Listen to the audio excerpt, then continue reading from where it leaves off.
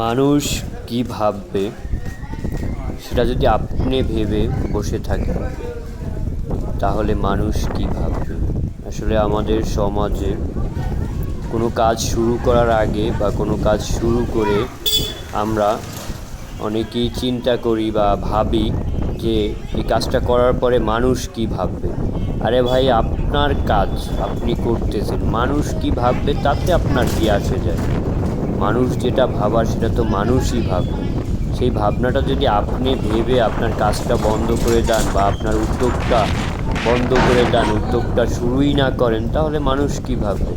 হয় মানুষ খারাপ ভাববে, না হয় ভালো ভাববে। মানুষ যেটাই ভাবুক না কেন তাতে আপনার কিছুই আসে যায় না। মানুষ কি ভাবলো না ভাবলো, মানুষ আপনাকে খাওয়ায়। আরে ভাই, আপনি দুবেলা খেতে না পারলে কেউ এসে মুখে খাবার তুলে দেবে না, সেই মানুষের ভাবনা নিয়ে আপনার এত মাথা ব্যথা।